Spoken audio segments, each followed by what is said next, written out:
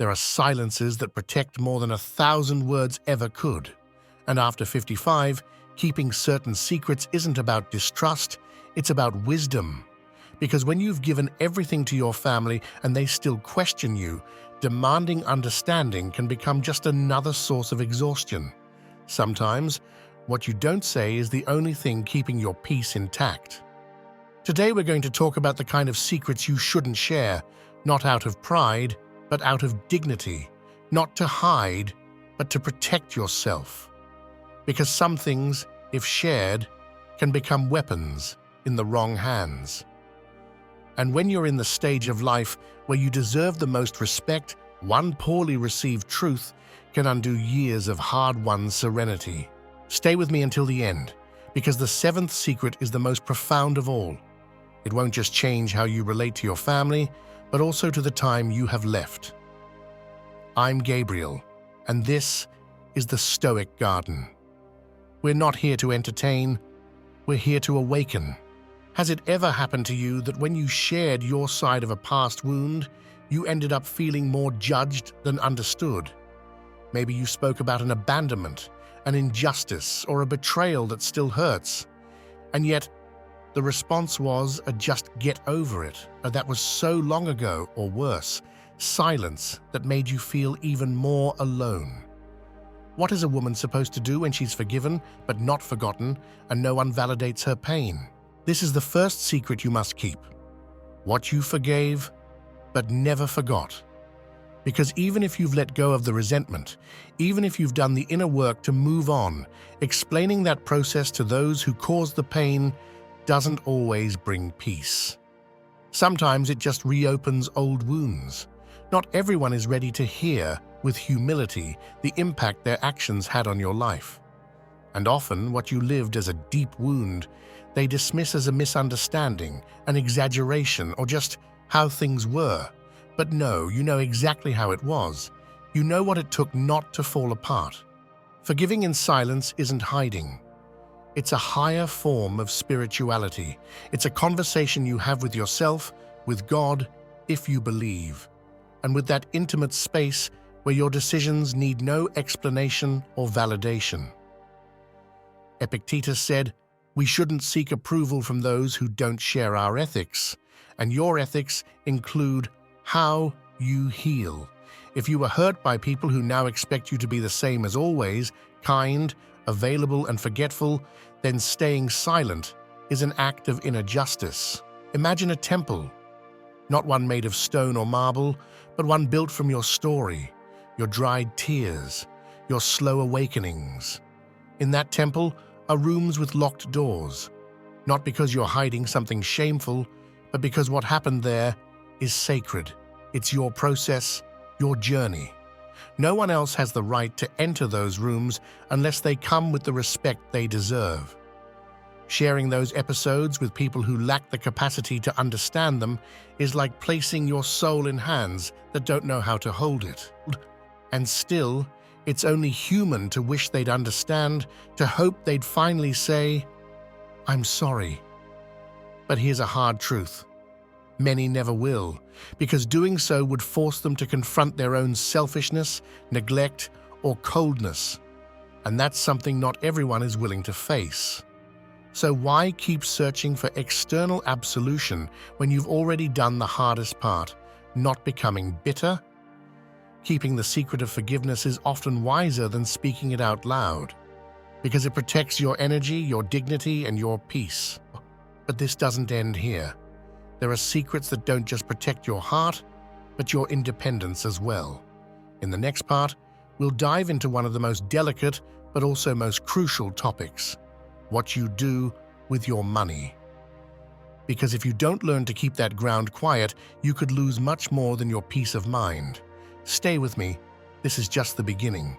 If staying silent about your wounds was a way to protect your soul, now we're going to talk about another kind of protection, quieter, but just as vital. Because not everything you keep to yourself is emotional. Some things are kept private, out of strategy, self-care, and practical dignity. We've arrived at the second key point in this video: your money, your decision. For decades, you may have believed that sharing everything you had with your family was an act of love. And in many ways, it was.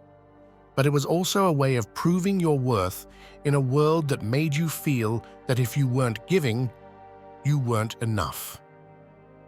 Over time, without realizing it, that generosity turned into obligation.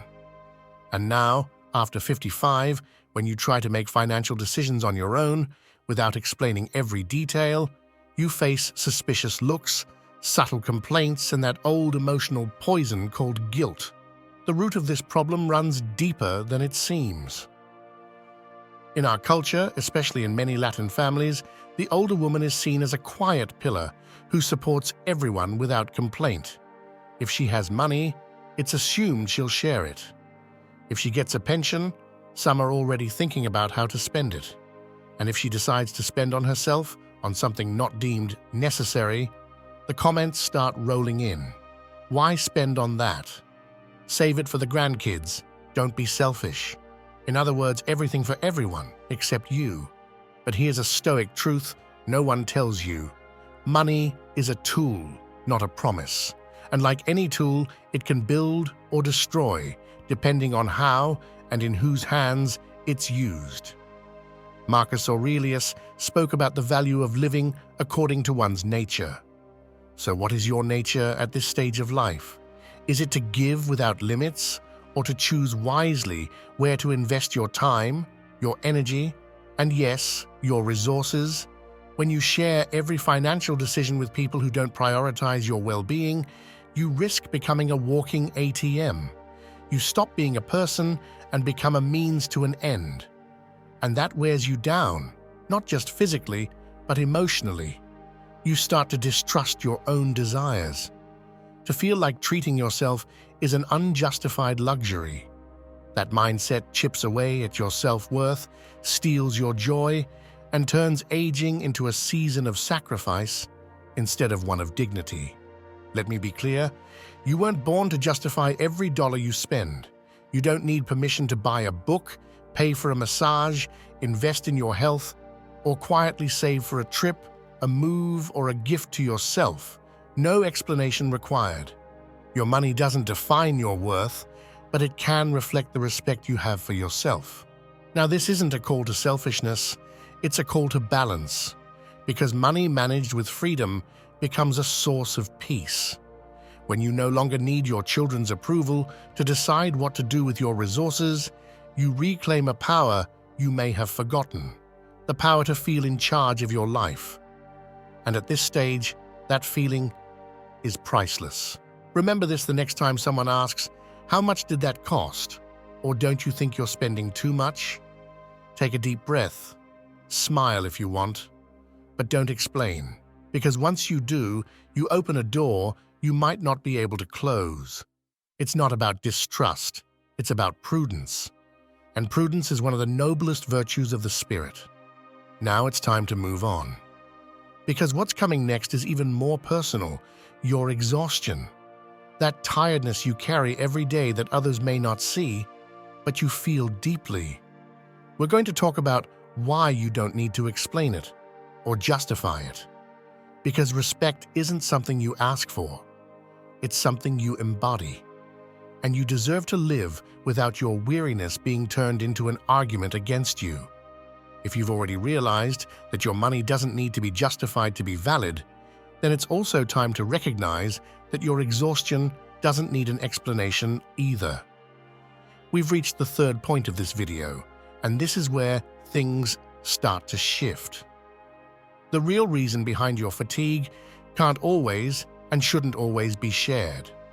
Because too often when you say, "I'm tired," what they hear is, "She's exaggerating," or "Here we go again."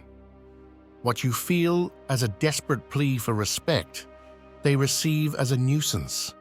This isn't just about your body, it's about your soul, the wear and tear of years of silence, of putting yourself last, of carrying responsibilities no one helped you bear. And here comes a hard truth.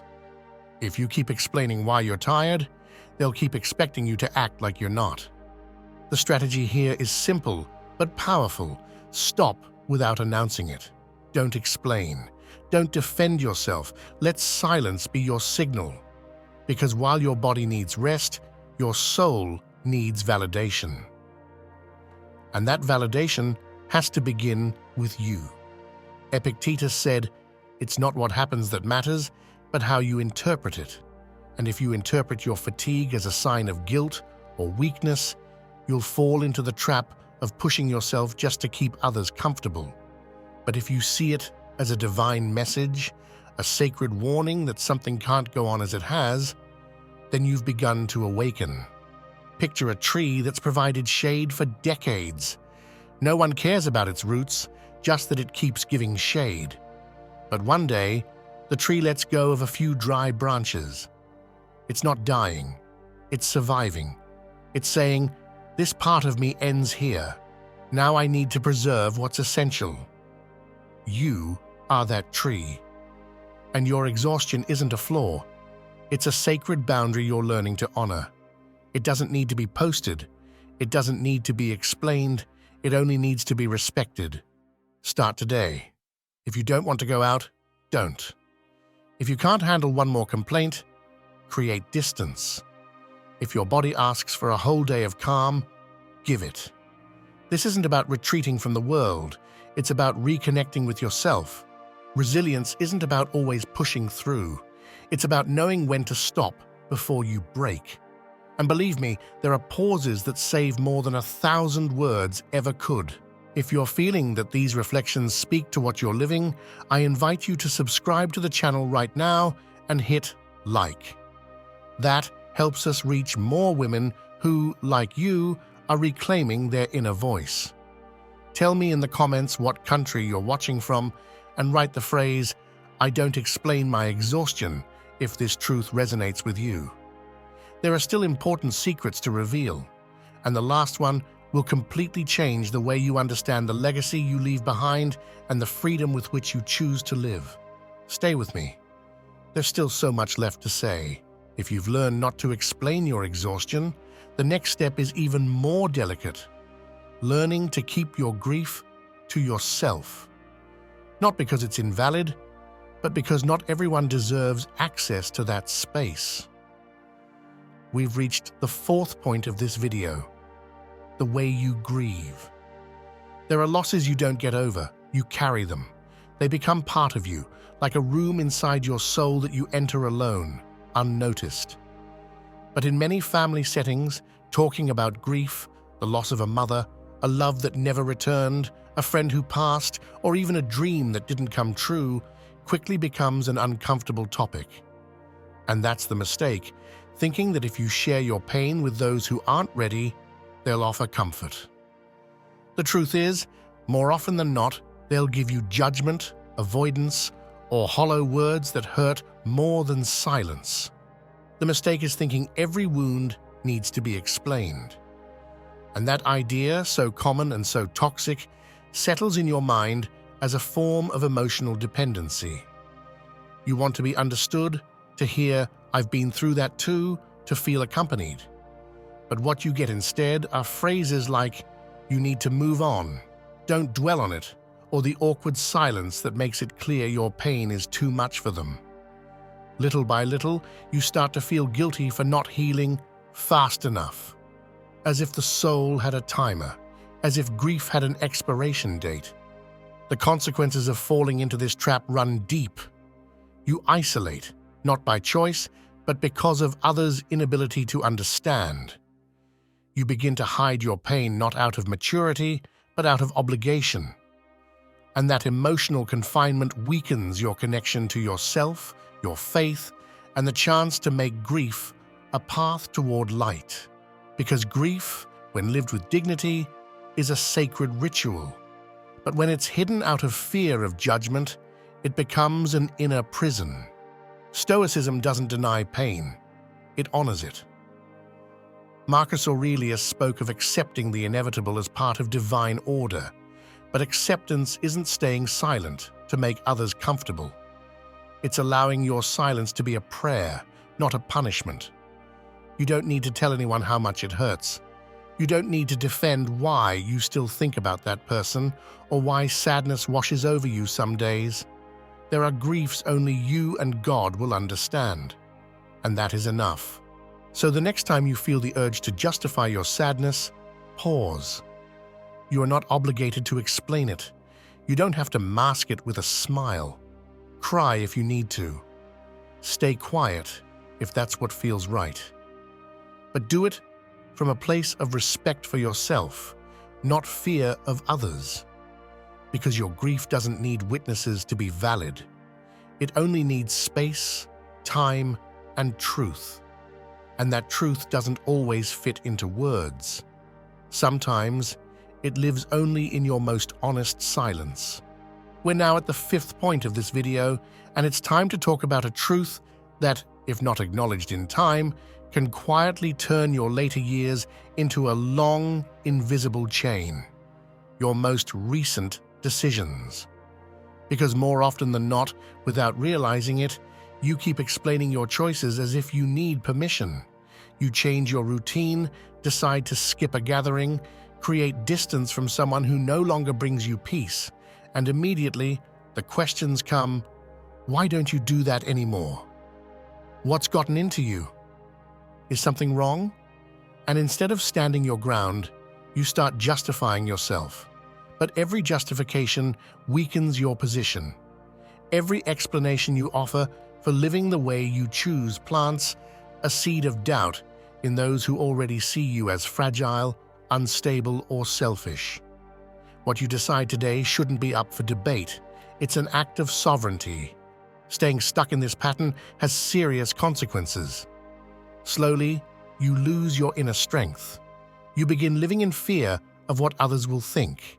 You censor your own desires to avoid conflict.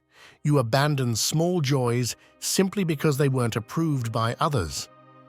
And so the frustration grows, not because people stop you from living, but because you give up ground out of fear of judgment. Dependence deepens, not just financial, but emotional.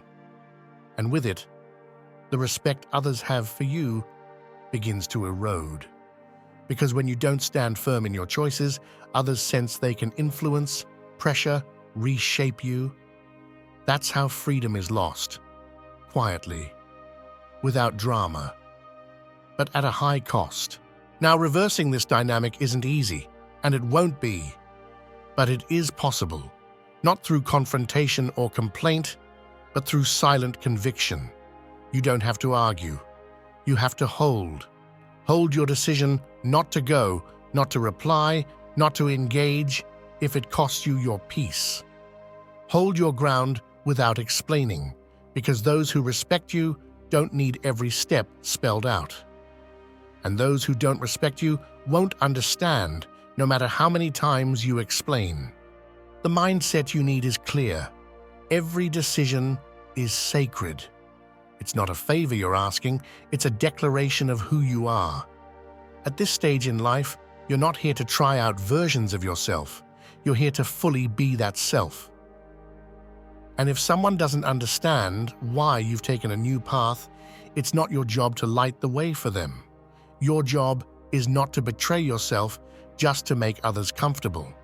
So think back to the last time you doubted one of your own decisions just because someone made you feel it was wrong. Remember how that knot felt in your chest, that urge to explain something you already knew in your heart was right. That feeling is your compass. Next time it shows up, look it straight in the eye. Don't back down. Don't explain. Simply affirm in silence. This decision is mine. Because living with dignity isn't about never being wrong. It's about not having to apologize for choosing what you need. And now more than ever, you need to live on your own terms. If you've understood that every decision you make deserves to be upheld without guilt or explanation, then it's time to face one of the hardest truths of this stage in life. Many of those decisions will mean letting go of roles you no longer wish to play. And that brings us to the 6th point in this video, what you'll no longer do out of obligation. Pause for a moment and picture this. It's just another day. You wake up tired, you didn't sleep well, your body feels heavy, your mind is scattered. But still, you make coffee, tidy up the house, check your messages, and there they are again. The errands, the requests, the reminders wrapped in affection. Mom, can you pick up the kids? Grandma, can you help me with this? Why didn't you come yesterday? We miss you. And you know exactly what that means. Be available again, like you've always been. There's no real question, just a disguised demand. And even though you're exhausted, you answer, again. That scene, repeated day after day, isn't generosity. It's self-abandonment. It's placing your body and soul where you no longer want to be, just to avoid feeling guilty. And even if you do it with the best intentions, it eventually breaks something inside you. Because exhaustion won't kill you, but resentment will. And though no one sees it, though you keep smiling and showing up, inside you there's a quiet mix of frustration and anger you don't know how to name. It's not hate, it's wear and tear doesn't scream. It shows up as physical pain, as lost energy, as that feeling that nothing is yours anymore, not a minute, not a space, not a single desire that doesn't depend on someone else. The trap is thinking that saying no is selfish, that setting a boundary is a betrayal, but not setting one is surrender. It's allowing your later years to become a forced extension of all the roles you've already fulfilled 100 times over. And you weren't put on this earth to be functional until your last breath. You were meant to live, to close your chapters with dignity, to choose how you want to spend your remaining energy without anyone else dictating what to do with it. Seneca said life isn't short, it's wasted. And every time you do something purely out of obligation, you're wasting minutes that could have become acts of authenticity. Now picture a different scene. It's you, receiving that same message as always. But this time, you breathe, you read it, and you don't respond. Or maybe you do, with a simple, "I can't today."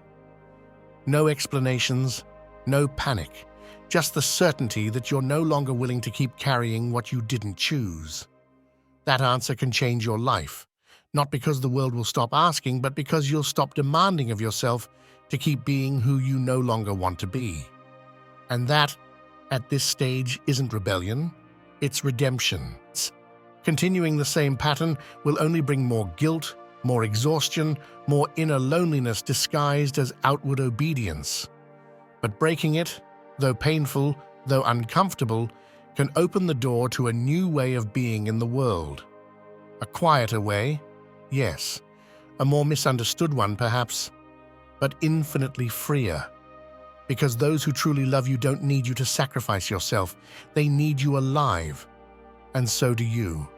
If you're starting to understand that you weren't put on this earth to keep living for everyone else, then what comes next isn't just another piece of advice, it's a warning.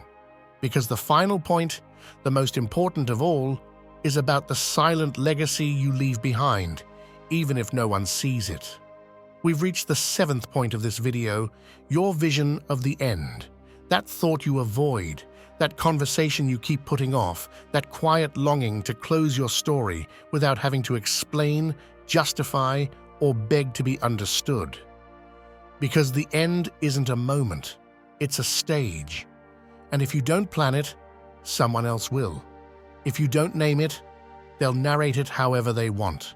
You know what you don't want: to die still waiting to be appreciated, to leave without ever having said no, to disappear having fulfilled everyone's expectations but your own.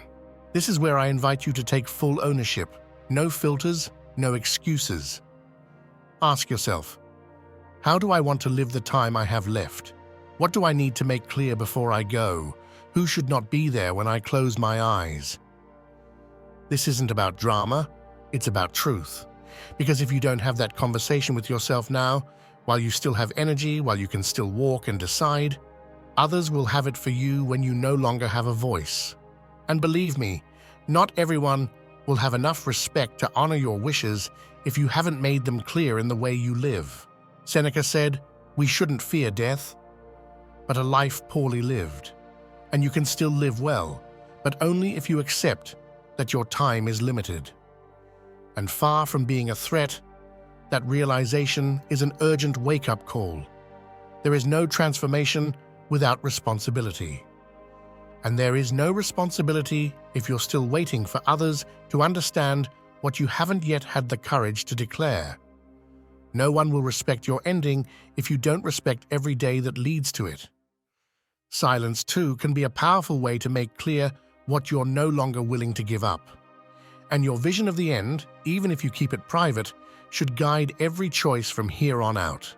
So today, don't share that secret with anyone. Write it down just for you. Read it in your mind every time you feel doubt creeping in. Because once you're clear about how you don't want to leave, you'll know exactly how you want to live. And that clarity, that quiet power, can completely change the way you walk through each day. It's not too late. It's never too late to decide that your ending won't be written by others, but chosen with dignity by you. If you've made it this far, it's not by chance. This video isn't light. It doesn't entertain, it doesn't sugarcoat reality, and you know it. We're not here to pass the time. We're here to face what many would rather ignore. What you've heard today isn't a collection of casual tips. These are necessary warnings, decisions that draw a line between simply surviving and finally choosing to live with freedom. Because after 55, there are no more excuses. Every day matters, every silence carries weight, and every secret you choose to keep is also an act of dignity. You weren't born to be defined by others or to justify your path. You were born to be yourself, whatever that may look like, even if it makes others uncomfortable, even if it hurts, even if it leaves you alone. Because the kind of solitude that honors truth is always more noble than the company that demands your self-betrayal. Let me be clear, not many make it to this point. Not many can face the rawness of self-reflection without filters. That's why, if you're still here, write in the comments, "My silence is wisdom," and tell me which country you're watching from. That's how I'll know I'm not speaking into the void.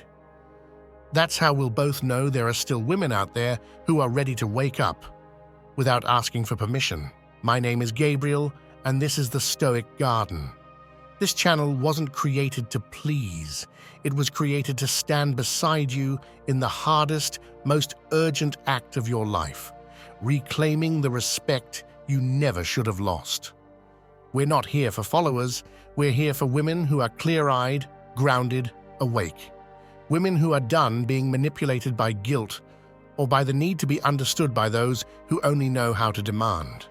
I invite you to subscribe, not as a routine click, but as a declaration, a sign that you choose to stay awake, that you choose to walk alongside others who've also decided to take control of their later years with clarity and without masks. Share this video if you know someone who needs to hear these truths. Sometimes a single sentence at the right moment can save years of self-abandonment. And if you feel like this is just the beginning, if something in you is still stirring, stay. 2 more videos will appear on your screen. Choose one. Let the conversation continue. Because as long as there's breath in your body, there are still paths to walk. And this might just be the most important.